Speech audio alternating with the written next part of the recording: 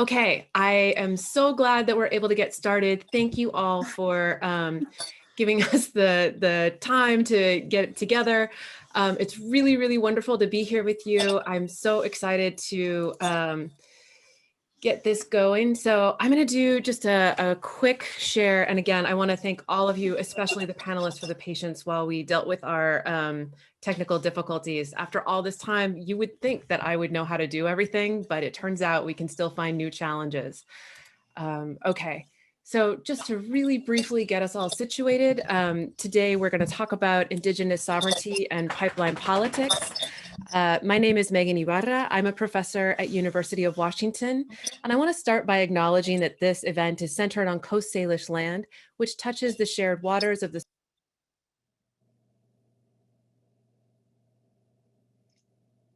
Let me try again. Okay. Who protect their land and waters for the benefit of all, and to use this opportunity, for me at least, as a settler, to learn how to act in right relations. So I have with us three panelists who have a lot of amazing insights to offer. First is Annette M Bryan, who is serving her second term as Puyallup Tribal Council member. Annette previously served as tribal coordinator with the Environmental Protection Agency and spent 10 years as executive director of the Puyallup Nation Housing Authority. She is a trained climate reality leader. Next, we have Anna Bean, who won election to Puyallup Tribal Council in 2018 and previously worked with the Emerald Queen Casino in human resources for 2 decades. She came back to Tacoma area as a teenager and has lived there ever since. And last but not least, Jen Wickham is a member of the Kasik, and Jen, you'll have to correct me if I got that wrong, Grizzly Bear House in the Giddiminton Beowulf clan of the Wet'suwet'en people. She is currently the media coordinator for the Giddiminton Checkpoint and working on a feature-length documentary film about the Wet'suwet'en sovereignty as a creative producer. Jen is living in Giddiminton, Yintah territory, in what is now known as Northern British Columbia. So just to get us all started on the same page, I wanted to remind you that, so we're talking here today about multiple pipelines, but I want to focus on liquefied natural gas, which is the same type of natural gas you might use in your home, but is condensed for storage by super chilling down to negative 260 degrees, turning it into a liquefied state. This is in Tacoma on the Cascadia Earth Fault Line, soil prone to liquefaction, an area that can see regular flooding before the lease of the project expires. It's about a mile from nearest homes and 2 miles from the Northwest Detention Center, which cages up to 1,575 immigrants per day. Emission of the facility will include particulate matter, xylene, toluene, benzene, and others. Washington State Attorney General Bob Ferguson has written an amicus brief supporting the Puyallup Tribe and allies in challenging this facility because the climate science that was used to justify the permit is unsound. But is it the city of Tacoma or even Washington State's decision to make? Settlers have obligations to the people whose lands we unlawfully occupy. In the case of the Puyallup, the federal courts upheld their right to fish, hunt, and harvest on their accustomed lands. This also means that the settler state has an obligation not to harm the lands and waters in ways that make it impossible for the Puyallup to practice their treaty rights.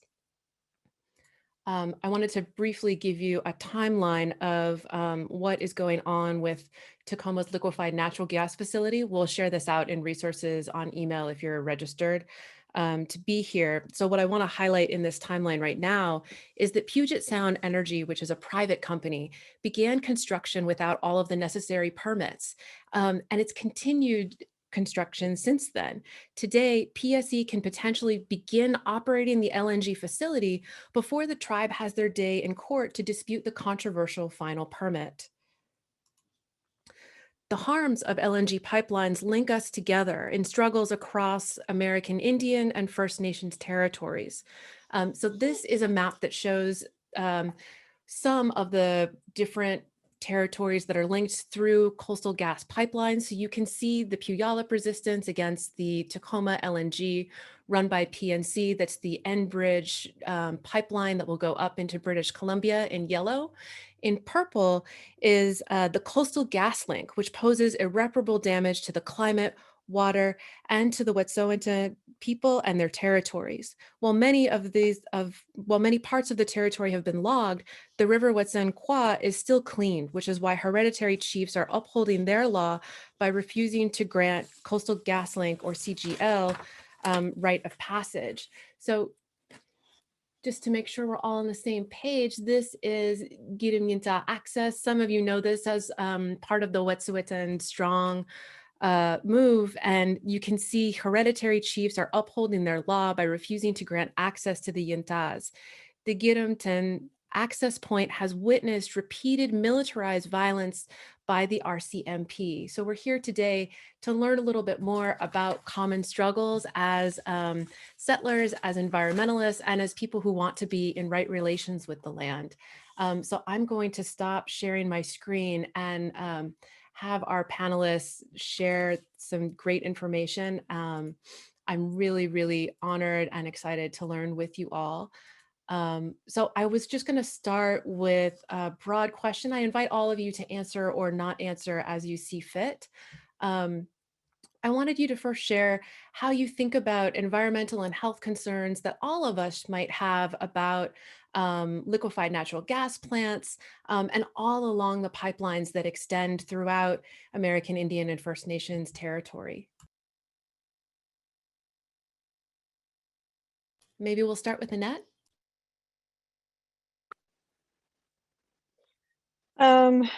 Well, I was coming downstairs, so I'm just getting resituated. I have my family upstairs having dinner and I was in a good spot, so I had to move. So if you could repeat the question, I'm happy to answer it. Absolutely. Okay, so we're all coming here from different places, and I'm wondering if you could just say a little bit about the kinds of environmental and health concerns that the Puyallup Tribe have about both the liquefied natural gas plant and pipelines more generally.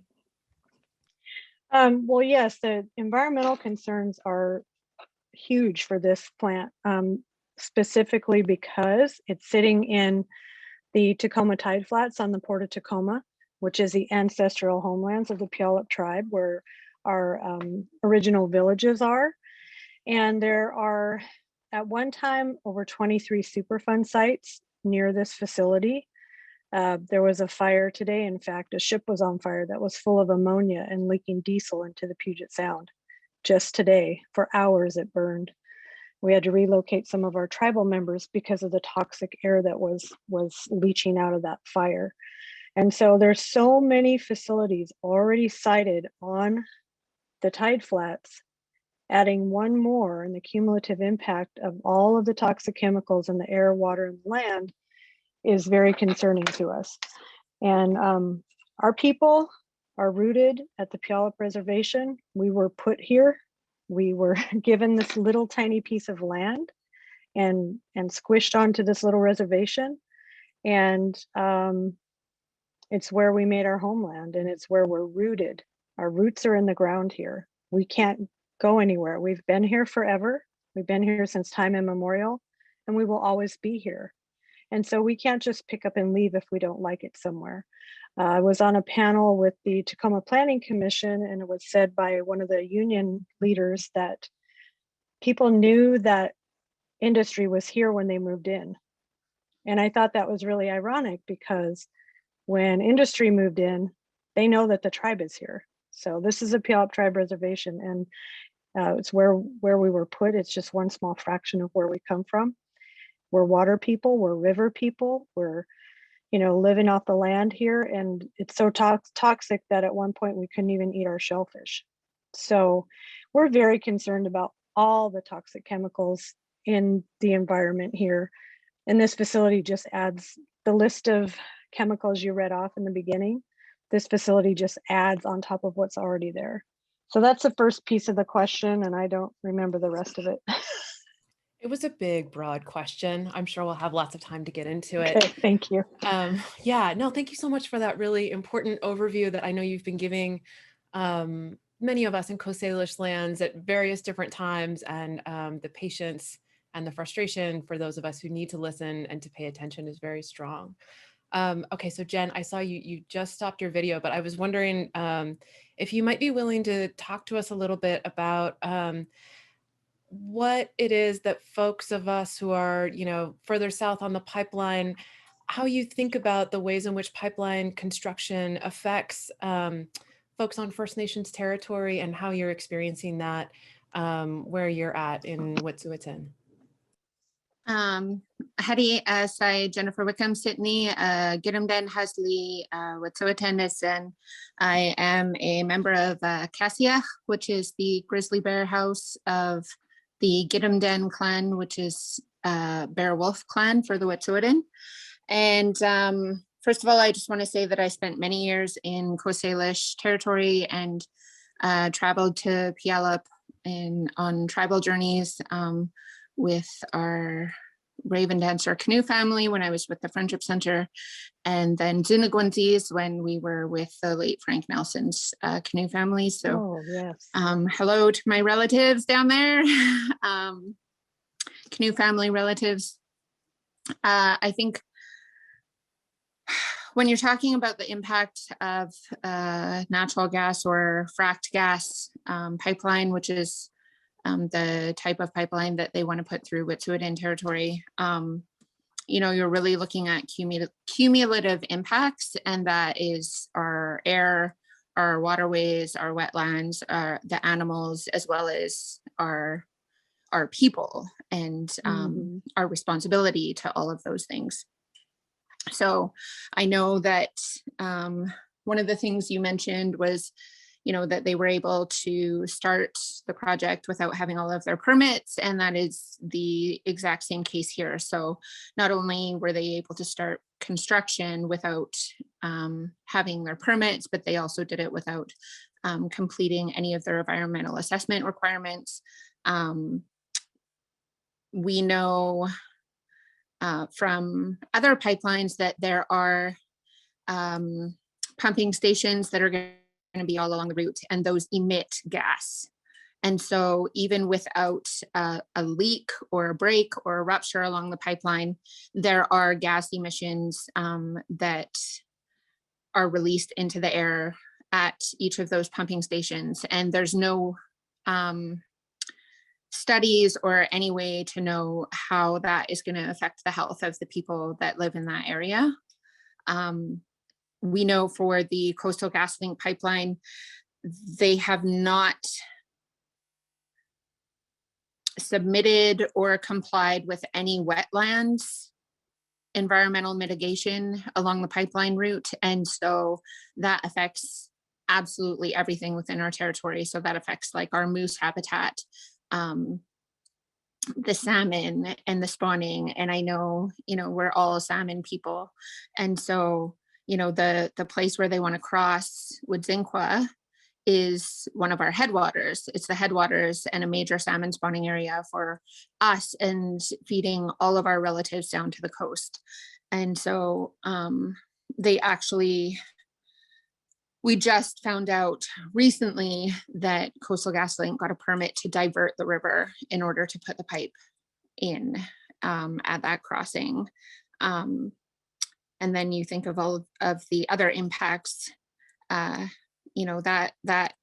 the things that I'm speaking to right now are just the waterways and the wetlands. But, we've seen in the last year or 2 years, they are impeding our right to hunt and impeding our right to fish and sustain ourselves from the land. Anytime we go out on the territory, there are Coastal GasLink security guards that will come and harass us and threaten us with arrest, whether we're doing ceremony or, we have a smokehouse out on the territory that beside the river that we utilize. We had set up game cameras around the smokehouse and saw photos of RCMP with semi-automatic rifles patrolling around our smokehouse. You know, we have elders that go out and harvest medicines in those places and pick berries in those places. And so the impact is much too large for me to answer in one question. But I think those are the things that are easily thought of off the top of my head, is like our waterways and all of the animals that we rely on and have relationship with. And then of course our people being able to access our land and the different ways that we access it and how those will be impacted. Masai Owetsa. So given that I asked a very big, broad question, Anna, was there anything that you wanted to add or that you're thinking about in this moment?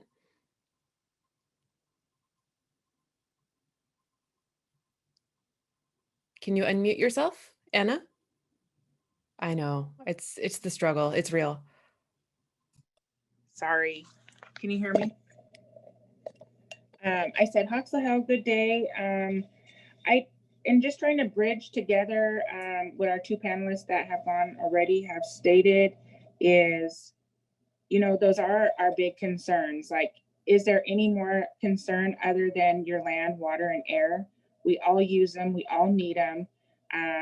You know, if and when this gas that we can't see leaks into any one of those, how deep those impacts really are. It's not just something that'll affect us today, it'll affect us always, especially if it gets into our waterways. It could kill off, you know, our water relatives that, you know, we need to keep the environment and the ecosystem going the way that it has for, you know, since the time of memorial. And those are, when you think it gets into your land and it goes deep into the roots and everything starts growing, that toxic, those toxic levels raise in there, and it starts to affect, you know, what you eat, and how devastating those impacts are, and everything that's been being reported. And, you know, with the greenhouse emissions, and, you know, are we getting the proper levels of readings on those?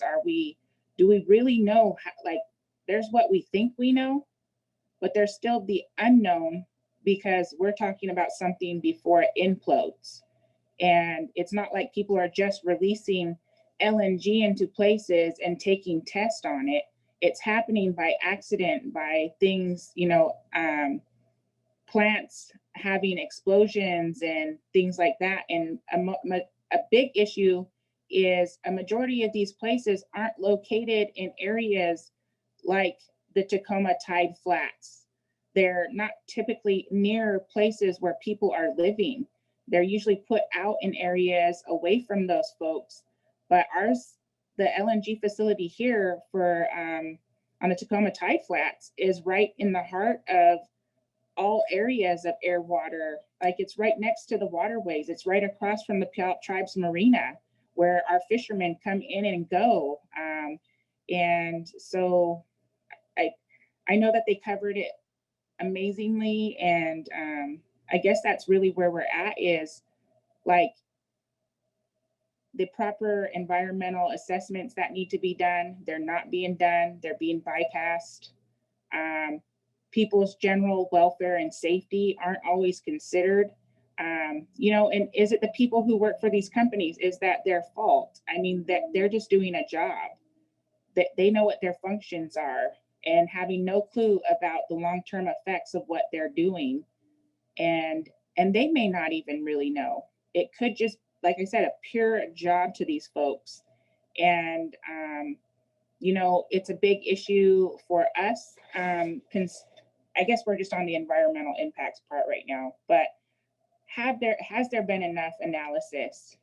Because even in the small analysis that may have been done, there's a lot of level of concerns. And when a concern is raised, I don't feel like when those are brought forward that they're given enough attention. It's just like something like a check mark, like they just are doing it and with the intent to just keep going. And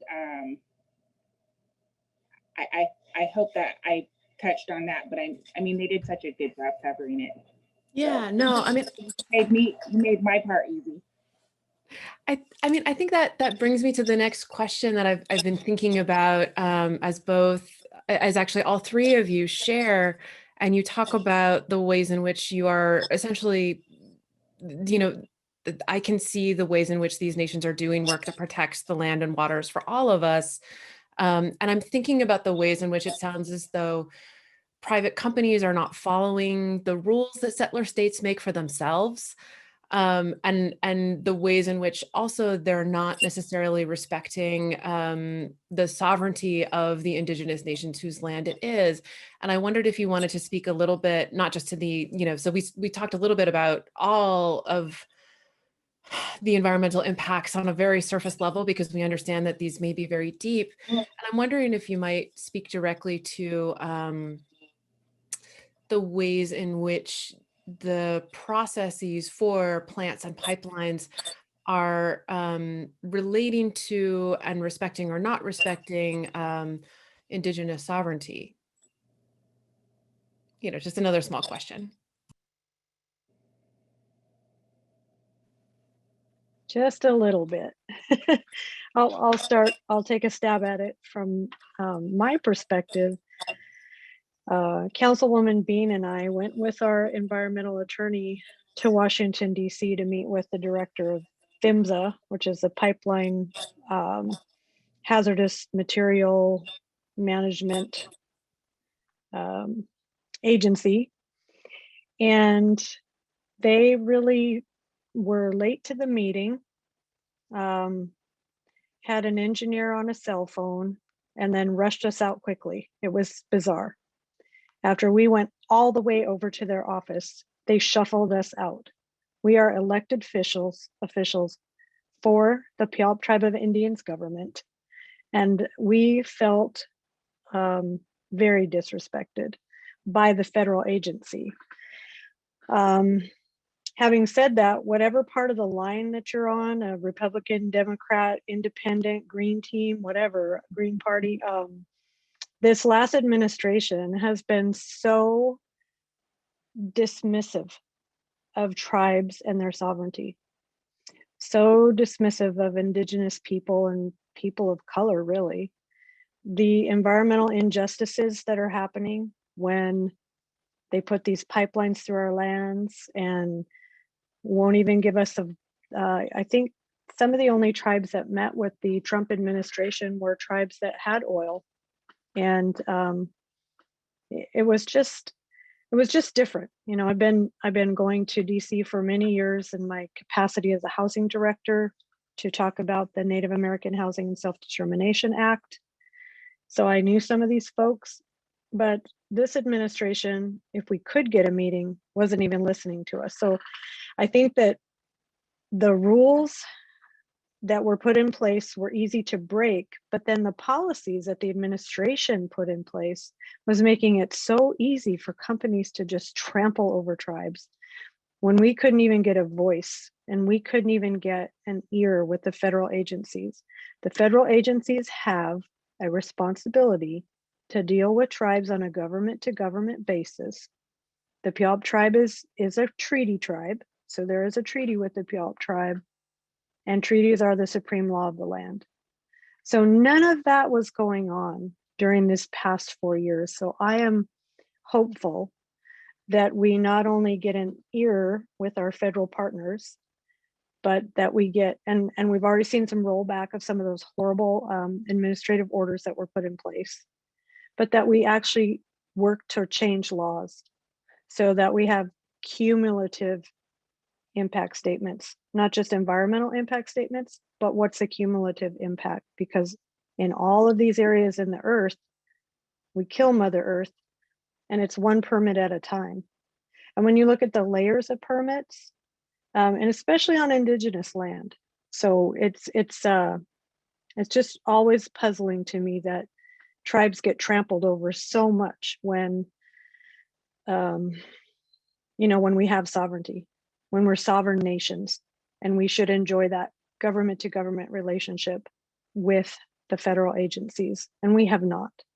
So I'm hopeful that we can change the laws to make that language more, to strengthen the language so that government to government relationships are the law of the land, no matter who's in the administration, and that we're looking at cumulative impacts. But it's been rough. It's been a rough 4 years. Yeah. I'm wondering from the perspective of Wet'suwet'en and thinking about both the provincial and the Canadian government, how you see the Canadian government as respecting or not respecting Indigenous sovereignty, and what kinds of lessons that might offer, thinking across the US and Canadian settler states. Right. So I just wanted to touch on one thing first, that from the last round of questions, is that like we also don't hold the individual workers. So we have people from our nation that are working for this project. And I think that it's really important for us to always let them know and let other folks know that it is a very intentional colonial poverty that our people are living with. And it's a direct result of colonization. And so we cannot,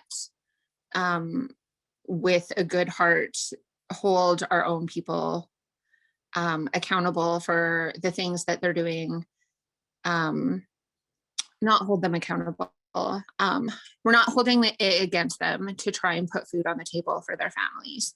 And so I just wanted to mention that first, because I think that it's very clear to us in the work that we're doing that it is the industry and it is the government. You ask about the Canadian and the provincial governments.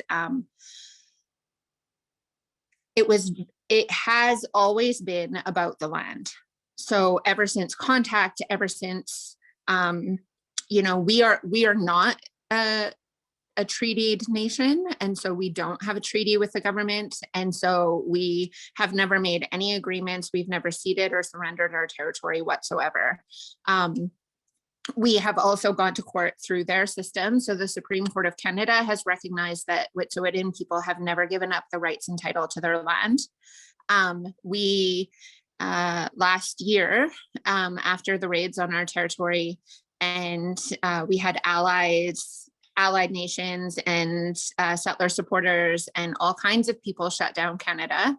And we had the provincial and the federal government say that they wanted to come and resolve this issue with us and sit at the table with our hereditary chiefs and come to some understanding about our rights and title, with the caveat that it would not include this project that we're currently fighting. So the issue of Coastal GasLink was not on the table. It was not to be discussed. But in the future, for future projects, how are we going to work together in order to respect Wet'suwet'en rights and title, and for the provincial and federal government to recognize and honor that and look at some sort of path forward? I think that it was very intentional of the provincial and federal governments. And, we have a phrase for that in the revolution, and it's death by discussion. And so I think that it was very, the way that they spun it in the media is that, oh, we're good. We're having these conversations and we're going to figure it all out. So stop the rail blockades, open up the highways, stop your protesting. We have a good relationship with the Wet'suwet'en. We're working on it, and we came to an agreement, is what they were saying in the media. So I think it's really important to always come back to the fact that it's about the land. So when settlers and when, people were coming to Turtle Island to settle, and they were getting all this land for quote unquote for free, that was a very clear intention. They were here for the land. The RCMP, which is the police in Canada, were created to deal with the Indian problem. So they were created to keep our people on the reserves, which are an imposed system. They imposed governance. They made our potlatching like illegal. They made all of our traditional ways illegal. They burned our regalia. And it was all, you know, there's like documents of, what's his name, McDonald. I don't even like to know politicians' names because I just can't stand them so much. You know, where he said like the famous phrase of kill the Indian in the child. And that was like why they started residential schools. They want to sever that connection between Indigenous people and their territory because they know that that's where our power comes from. That's where our language comes from. It's where our ceremonies come from. Our relationships to all of our like non-human relatives is coming from our connection to the land. And so I think that it's really key in looking at how we move forward with these types of projects that we don't rely on their systems. You know, the Wet'suwet'en have taken a very strong stance in direct action.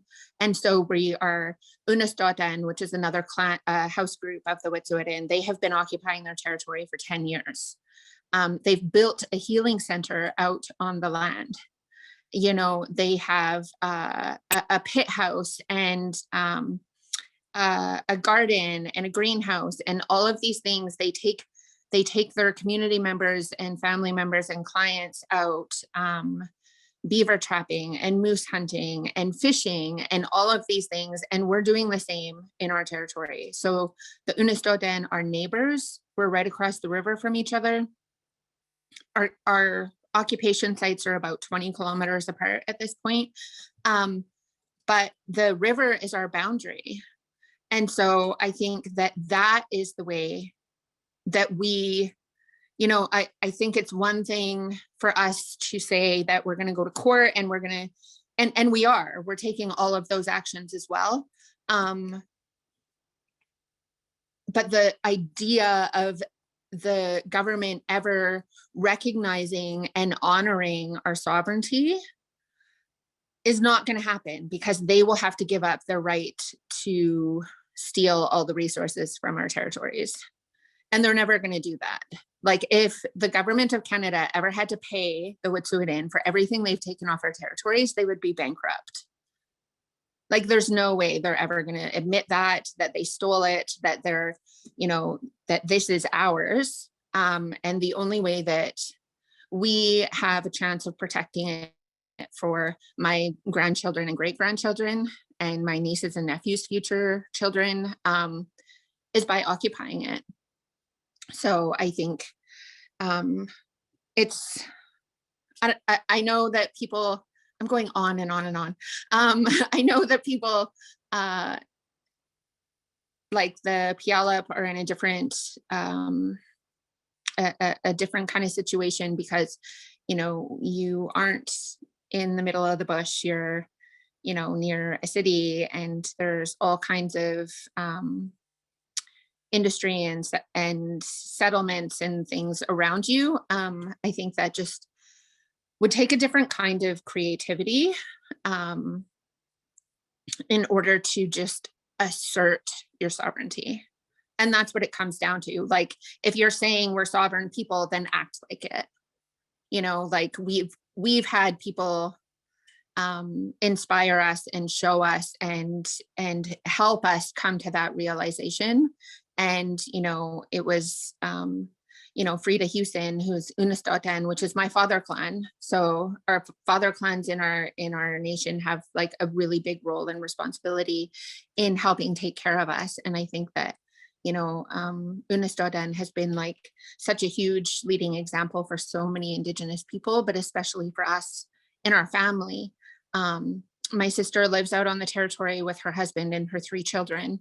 And, you know, she was one of the 14 people arrested in 2019 during the first raid of Gidimt'en territory. And I think that that is what we have to do. We have to be out on the land. We have to be occupying it. We have to be living it. We have to be acting sovereign because they're never going to come to the table with hands open and heart open and minds open. Like, we cannot expect them to behave and live by our standards and our values, because it's all for, I think for both of us, you know, for Indigenous people and Western colonial society, it's for both of us, it's about the land, but our relationship to that is very different. So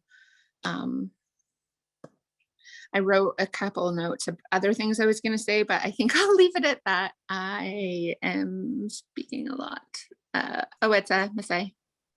I think that was great. What I appreciate about the three of you being here and being in conversation with us is that it gives me a chance to learn across these different nations, right? And and one of the things I was thinking about when while Jen was speaking is about, so I was thinking about this from the perspective of me as a settler, learning about the Puyallup and not understanding until very recently, when I've had an opportunity to do a little bit more homework in a way that frankly most people don't have the time and money to do.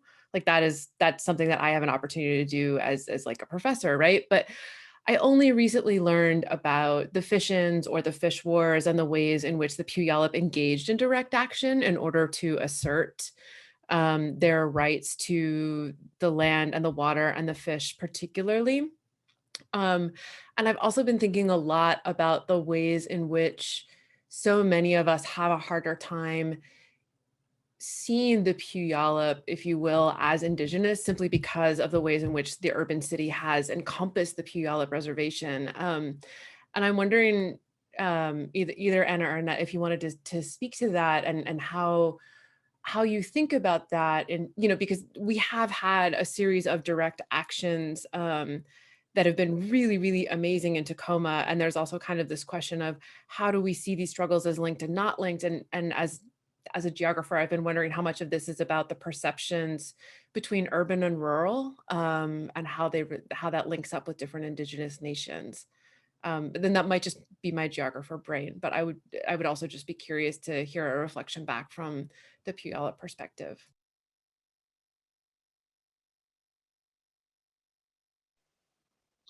Well, I would say, Anna can speak to the direct action piece. She came in to council as a water warrior, where they were on the front lines. A group of Puyallup activists formed to really fight the fight that tribal council can't fight. We're elected leaders. And we aligned ourselves with 350 and a whole bunch of other, I don't want to list them because there's just too many allies. And but in terms of being Indigenous in an urban area, I know going to Stadium High School, which is right across the waterway from my house, people used to joke about on the bus, we'd have to drive over the Puyallup River, and they would talk about putting hay bales in the river. Well, hay messes up a fisherman's net. And so there was discrimination. It's been a few decades since I graduated from high school, but it's just really being the only Native American up on the hill where I lived. We are very urban.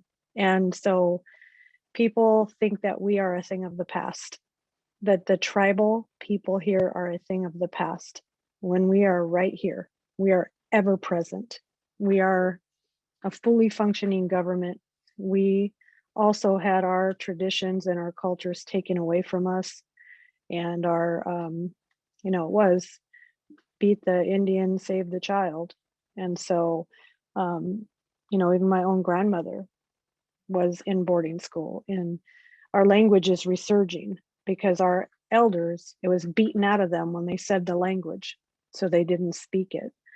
But yeah, it's very difficult to be seen as Indigenous when you're in this very, very urban. We are one of the most urban reservations that there is. And so we always have to remind people two things. One, we don't live in teepees. We used to live in longhouses. And I currently don't live in a teepee. I live in a house on the reservation. And that we are bringing our culture back. We are bringing our language back. And we did lose a lot by urbanization, but we are still here. I think people think we're forgotten. I did a presentation in my son's classroom in elementary school and talked all about the Puyallup Tribe and brought in some baskets and pictures of the river and some regalia and drums and rattles, and talked about how we have our own newspaper, we have our own jail, we have our own clinic. We're right here. You are on the Puyallup Reservation, and they were just, their eyes are wide open to think that they're on an Indian reservation. So it's definitely unique living in this urban environment. So, And then there Anna, was a direct action question I think Anna could better address. yeah, Anna, I would love to hear a little bit about how you see the kinds of direct actions that folks are taking right now and in recent times, and what that means, because I think so often we hear about, these terrible things that the settler state is doing, and I know and we know that you all are not victims and you're taking amazing action. So could you, for those of us who don't already know, just give us a little bit of an overview of what that looks like and what your experience has been? So my experience has been in direct action is we've had so many different forms of it, and I would venture to say, when I came on to what was going on here in Puyallup and the Tacoma Tide Flats was in April 2017, and at that time, they hadn't even really broke ground at the facility, and it was just making. At the time, it was actually just trying to get people to be aware. I mean, it was like the sign making. My first action, I had no idea what we were doing there. I just showed up, and I had no clue. But there's a lot of folks that are been a part of this work for decades, and so it started off like that.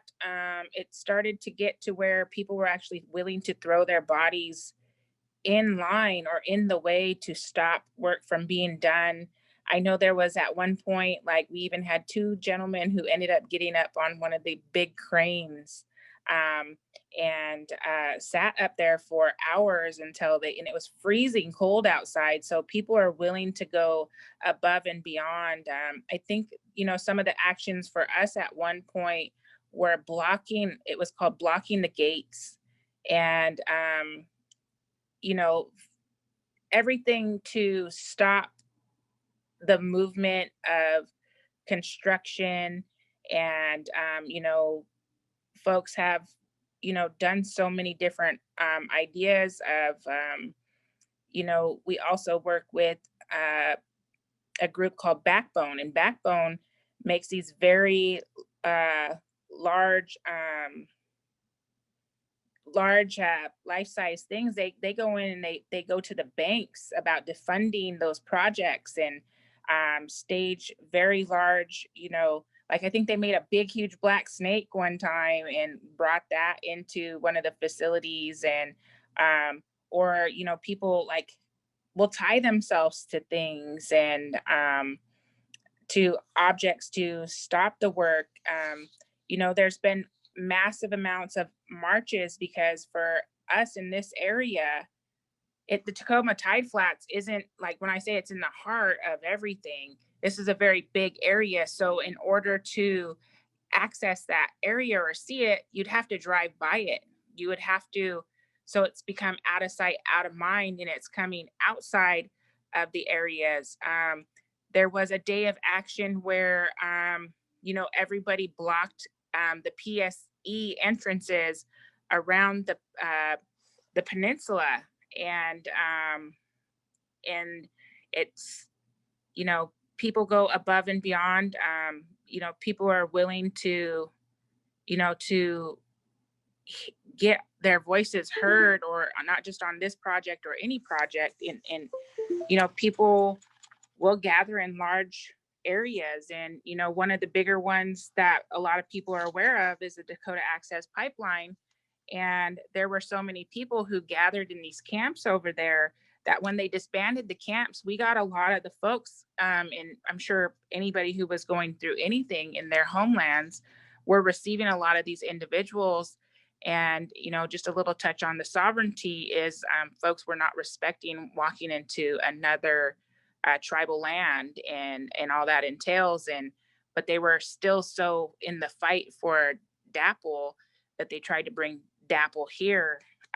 You know, there's folks that take the type of action of going to Tacoma City Council meetings and putting their names on that list and waiting long periods of time to even get up and speak on the subject, to be recorded, to look in the faces of the folks who are making these decisions. You know, you've seen folks in certain areas, they are, you know, we don't embody anything or incite, you know, violence. We do things to be peaceful and prayerful, but there are other groups who choose not to be peaceful and prayerful and actually will attack folks. We don't recommend that. We don't support that. But when it comes to what you believe in, how far are you willing to go? And you know, we've gone to every different level of government. We, like, as Annette had mentioned, you know, to me, that's a form of action. That's events. Those are getting in the faces. And as a water warrior, as a grassroots member, my heart will always be in that. But as a grassroots member, I wasn't welcome into those spaces. Like, the governor left the building the day that we had all come into, to deliver signatures at one point. You know, we're looking for every outlet to get people to be aware. But now that I'm an elected official, I'm invited to sit in those spaces, asked to sit down. And so, you know, getting in there, you know, that still same level of fight is in me. It's just how I handle those conversations are different, but the same message. Um, you know, I think there was even like a day of action where, they got a whole bunch of kayaks, and I think they brought canoes in around the outer areas of, you know, to stop folks from coming in and out. You know, people are willing to go a lot of different ways, and people are, when one thing doesn't work, that's what I really enjoy about the environmental groups, the grassroots groups, is you tell us no one way, we will find another. And so when we're talking about what's happening today, I think the call to action, you know, with COVID is a little bit different. So it slowed things down, but we are finding ways to navigate through COVID, and we're still being heard. That's so crucial. I love everything that was just said. And I think it's just, I also want to just say that okay, I shouldn't say this, but I'm a middle-aged woman, so I'm going to say it. It's just really inspiring to see the three of you as three strong Indigenous women, like standing up and not, you know, being the charismatic folks that you are and not needing anybody else. It's really important and inspiring.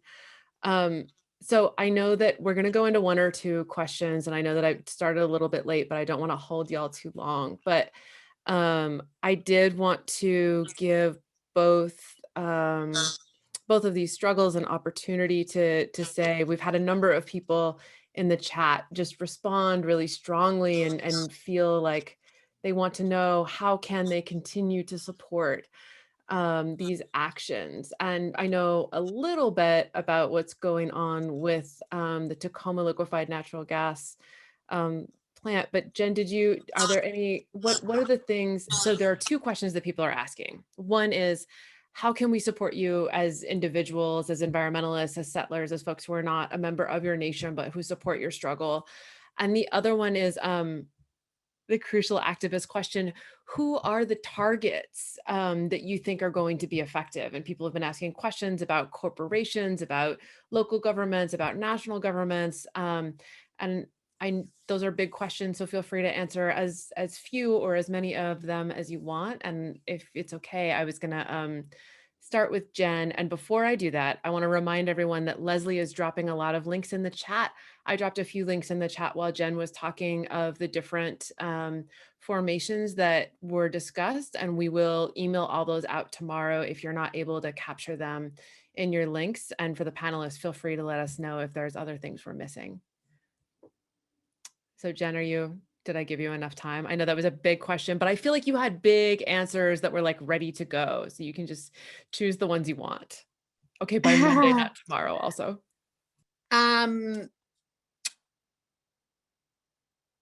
Okay.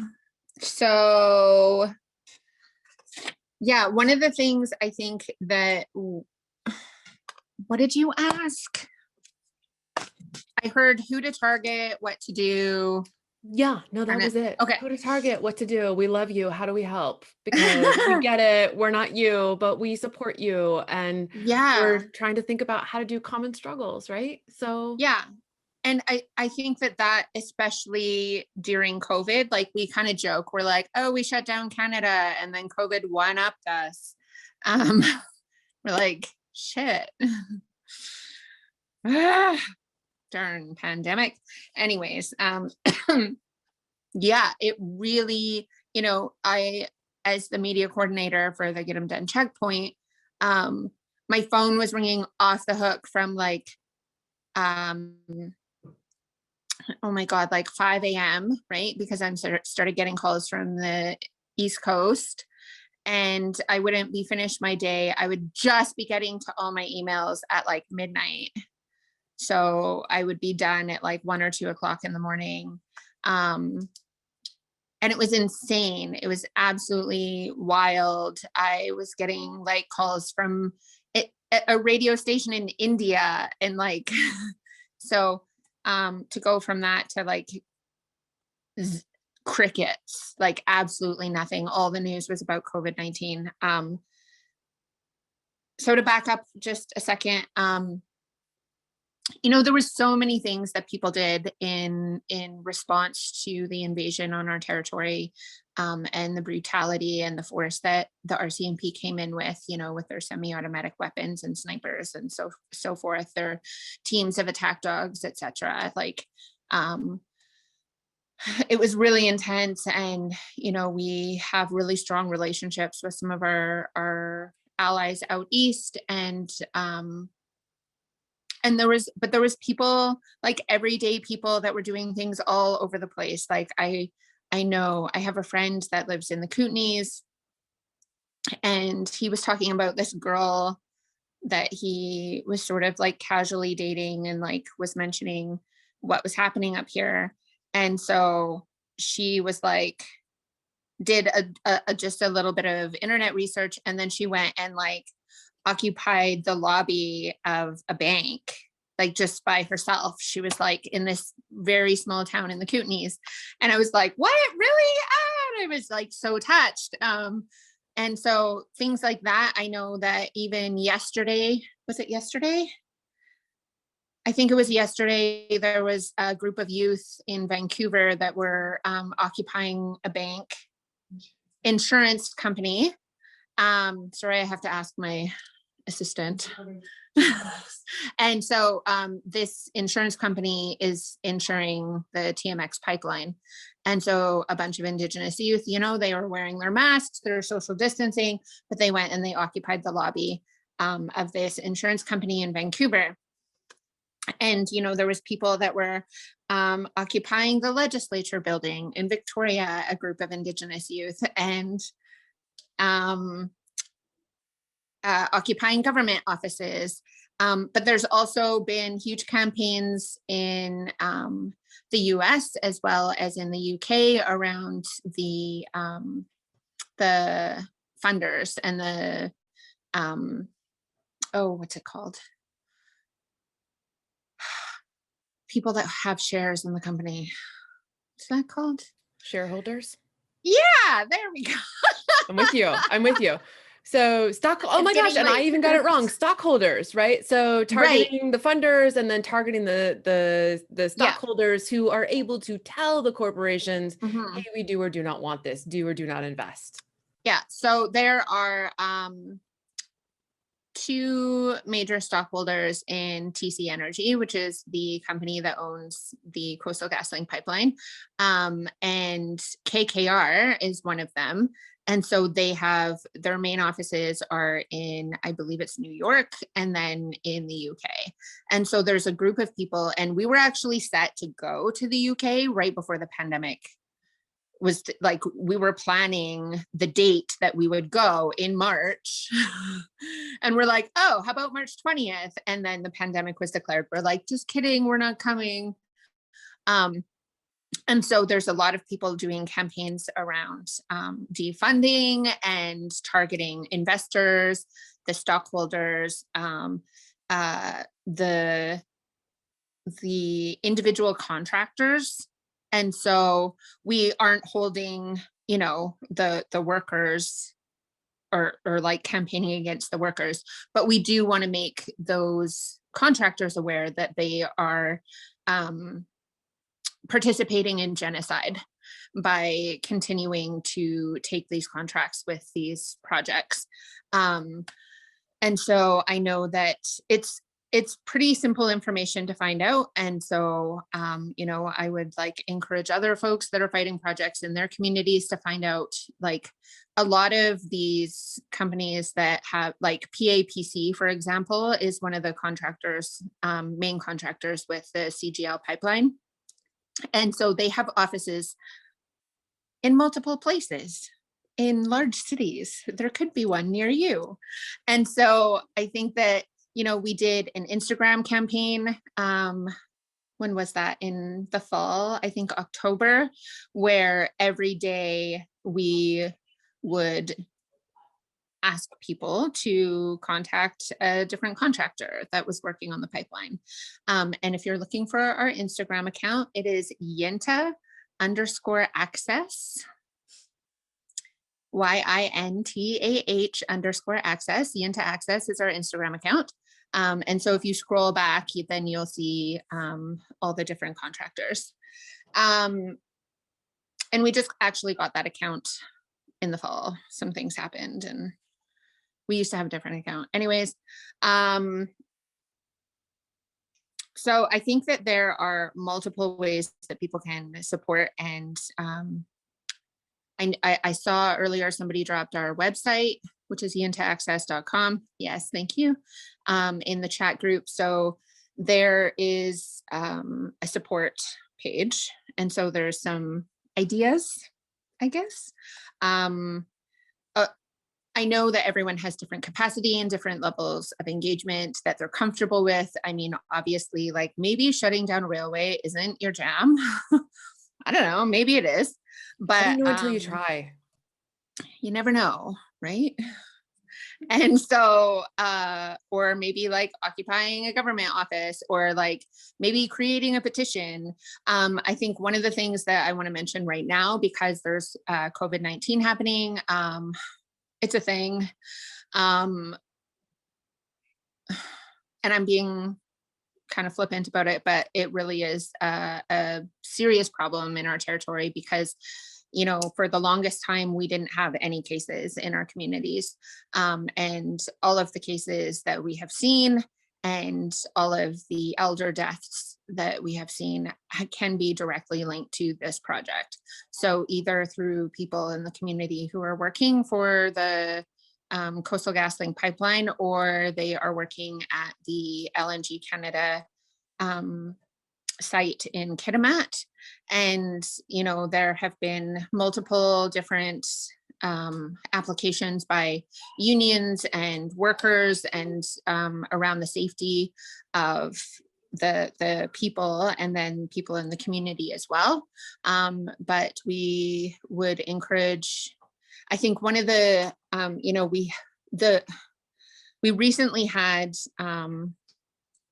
Dr. Bonnie Henry, I think it was in December, give a health order saying that they had to limit the number of employees that were coming onto their work site.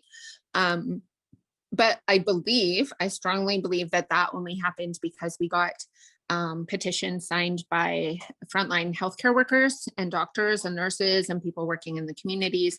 And they signed a letter and sent it to them. Our Takose, which is our matriarchs and female chiefs, sent a letter to her. Our Denise, which is our house chiefs, sent a letter to her. And so one of the campaigns that we want to start is having people write into our local health authority. And so Northern Health covers everywhere from like Prince George up in the province, which is a huge geographical area. And we're getting so many more cases. I think the cases today was like It's been consistently around 40 new cases a day within the Northern Health region, and today was 91. And so even with, and that I believe is because they have incrementally started increasing the number of workers they can have on their work sites. I think they started increasing the numbers mid to end of January, which makes sense now that we're seeing such a large jump in numbers, because we're seeing more. It's been a couple of weeks now since the increase of workers were allowed on the work sites. And so contacting, we're going to be doing an Instagram infographic campaign where we will list the contact numbers and ways to contact the local health authority. But I think that those are really important steps that we can take as community members and as, supporters and allies, and just really voicing our concern for our elders, because I know that Dr. Bonnie Henry has said, in reference to I think it was 23 people that died in Norway at an old folks home when they got the vaccine. One of the comments that she said was, well, they've lived their lives. And Indigenous people have such a completely different worldview and value on our elders and our language speakers and our knowledge keepers.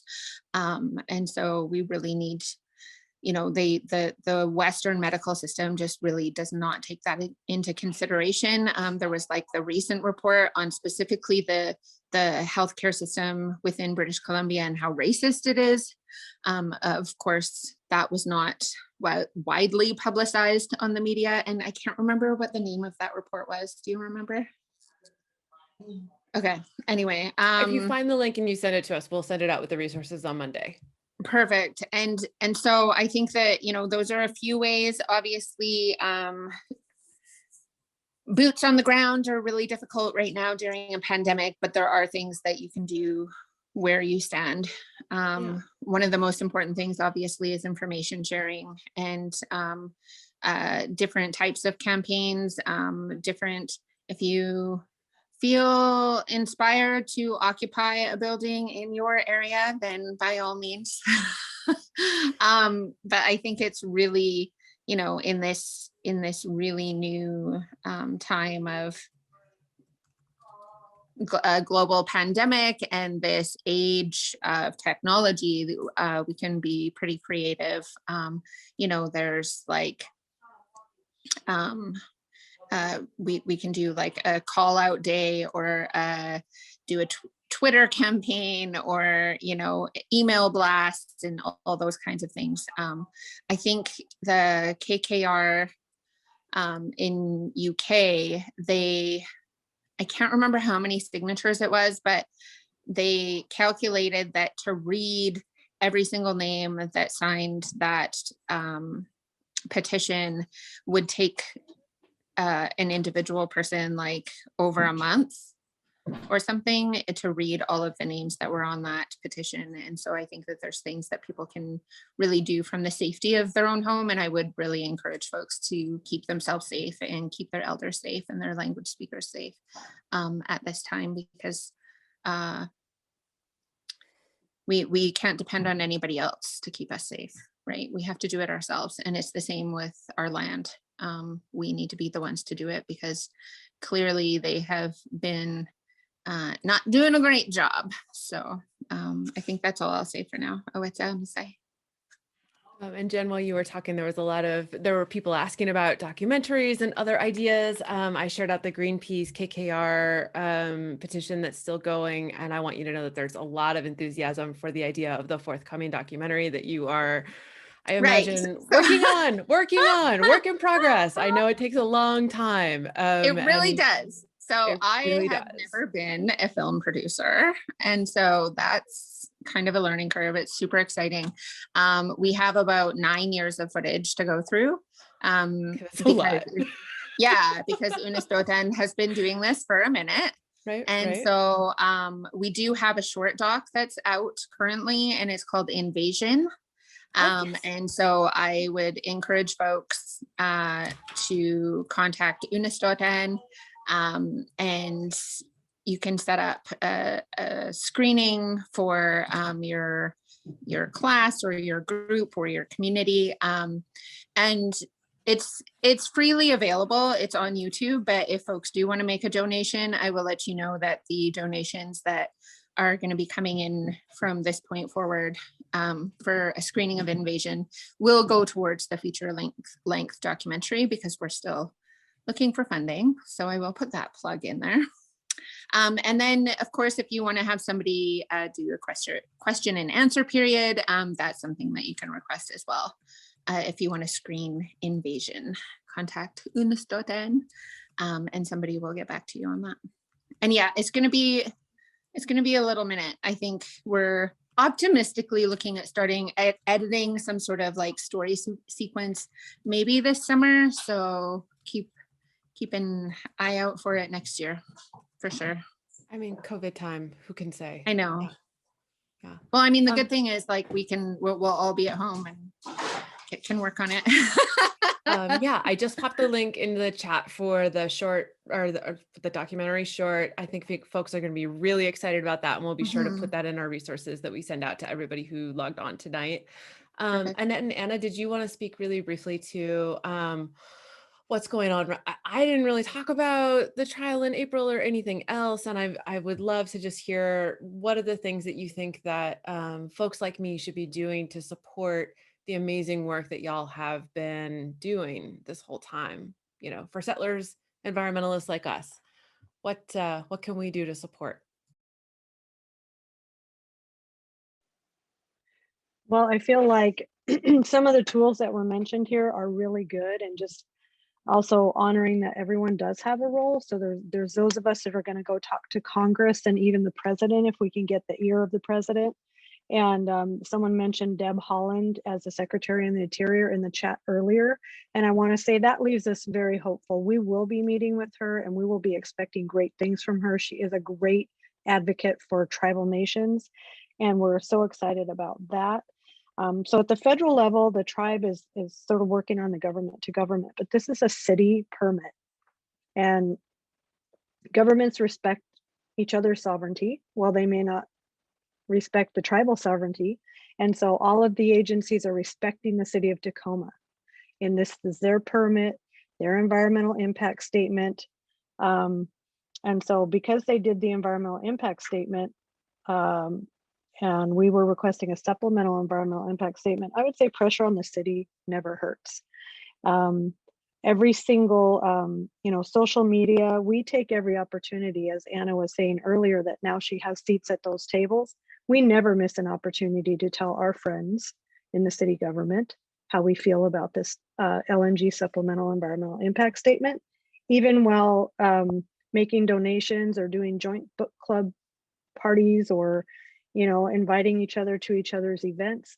It's still high on our list of priorities to talk to the city, and I would encourage people that want to help us to talk to the city. Stacy also had some good ideas about the UTC, and Stacy Oaks with 350 keeps a very good eye on what's going on in terms of local policies and ways that you can make public comments and where the public comments. We on the tribal council have a different role. We get a government to government meeting and we say our comments there. So we're not considered public, but those public comment periods are very important. I don't keep my finger on the pulse of them, but there are so many partners and allies working with us to do that. And I would also just say the connections that we've made that, as a tribal leader trying to be open-minded and listening to people who come and may not have gotten an ear of the council in the past. Anna and myself being in this fight on the ground, and a couple of other council members as well. If someone wanted to come and share us information, yeah, people were excited, and some people are, the ones that want to go do direct actions that we can't necessarily support, or if they end up in jail, those kind of things, but they have a role too. And we respect and honor that role. But we listen to people and they've given us information, and it's through setting up meetings, letting people have access to our attorney. While we may not be able to share the full story, they were able to, Earth Justice and that partnership formed out of those meetings. people just pushing and continuing. You know, if you have something really important that you think is going to move the dial on this, hound us. We're busy. I, admit that we agreed to be on this panel tonight and in January, and I just remembered at 5:30 that, oh yeah, that's tonight. So we do stay busy, and it's okay if you have something really important, and people have called, up to 10 times. Can I come show you this disc? Can I give you this zip drive? Can we please just give this information to your attorney? It might be important. And so anything we can do to move the dial, we do appreciate everybody's support. Social media, keep the dialogue going, keep the conversation going. This fire on the tide flats today, let's start a new conversation about cumulative impacts on the tide flats. So those are the kinds of ways that people can continue to help.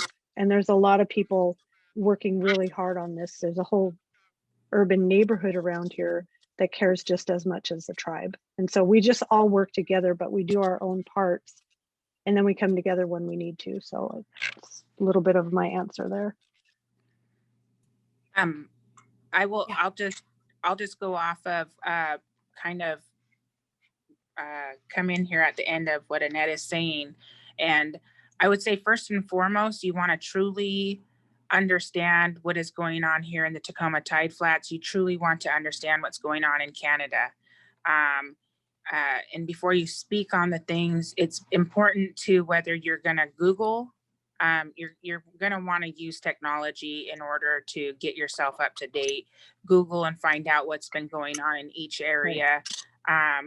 I would say for Tacoma Tide Flats that you would want to check out the redefine social media pages. I'll tell you that will have a lot of information on our Redefine Tacoma, Native Daily Network, Tacoma 350, and Seattle 350. Those 4 pages, they've been along the journey. Some of them got us through this journey before we were even really sure of what we were going to do. And there's going to be a lot of background on all those pages about actions that we've taken. And, and I echo what Annette has said. You're going to want to go to those local governments that have the authority and the power to make those decisions. Through all of this and how those meetings are being held, they're still having city council meetings. They're just by Zoom. And so finding out how the information, finding out what's been going on, finding out what's been done. And then, once you really get yourself rooted into that information, it may come to you to find, like with a beautiful mind, to find an area or avenue that we haven't taken, share those. And,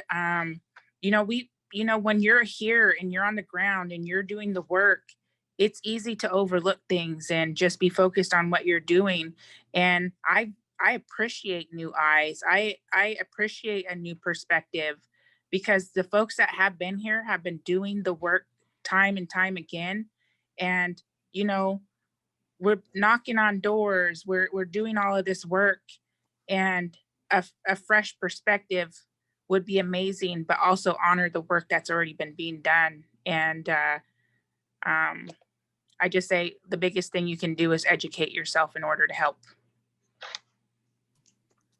I want to just echo that and say, as someone who has been thinking about this for a couple of years, and I still consider myself a huge novice, thinking about tribal sovereignty in urban areas that have been so deeply impacted by Superfund sites is really, really complicated. And I appreciate the call to do your homework.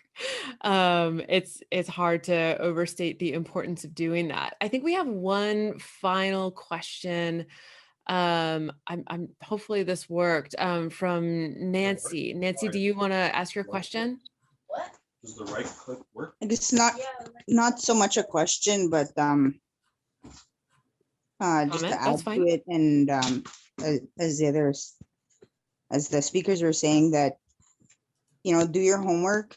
What I find a lot, and just to let you guys know, I'm from Saskatchewan, and I'm Minehao. I'm from Treaty 6 territory. I'm currently in Vancouver, but on a lot of the work we do is a lot of times people get frustrated, like especially as First Nations people, where we have people who want to be allies, but they don't do their homework ahead of time, and they will be at a planning meeting to do something and spending far too much time educating people on our ways of, I guess, our way of thinking, our our worldview, how we, and our history. And so yeah, do the homework. That's the only best suggestion that I got for the allies, the people who want to be allies to. And like when what was it, a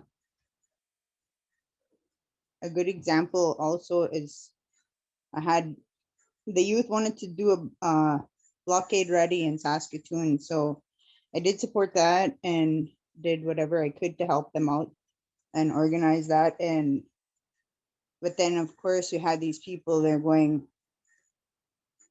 trying to come up all being loud and whatnot, and they're non-native people, white people, and I can get up in somebody's face, and I try my best to hold myself back. But I work with Climate Justice Saskatoon, or don't work with, but I help out there. And we have a few allies who have done their homework. And one such allies, when somebody came up to the fire there and trying to get all loud and trying to get loud with our youth, of course I jump up and one ally, Peter Garden, he's like, I'll take this, Nancy. And it's like, that's what an ally does when we're standing and we're doing stuff. Deal with your own people, put them in their place, make them realize, and do your research so that you can have an educated argument. And it's not just, we don't want this, we don't want this. And you got to think about solutions, come at things in a perspective that, okay, well, this is better, like myself working with CJS, it's we have the city of Saskatoon agree in principle to our low emissions plan that we have put towards the council. And it's a process, definitely a process. And yeah, going to the city, going to the council meetings, interacting with your governments, and yeah, just don't waste people's time trying to educate you. You got to educate yourself. Read. So that's about all. Anyways, thanks for everybody that was talking today. Yeah, thank you, Nancy. And I'd like to thank all three of our panelists for sharing their knowledge and giving their time with us. We are so grateful. And I want you to know that this is literally part of the homework that many of us are doing, to think about, what kinds of struggles you are facing, and just how to begin to understand how amazing the work is that y'all are doing across the US-Canada settler border, and thinking about how pipelines affect all of us. So I'm really, really grateful to you for your time, for your work, and for your patience with all of us as we begin to learn and think about how to support I want to remind everybody that if you are here in the webinar or if you signed up and you're watching it later, you'll get an email with a series of action items and ways to support. We're grateful to all of you for being here, and we look forward to continuing to being in community and being in right relations with the peoples, the lands, and the waters where we are. Thank you again.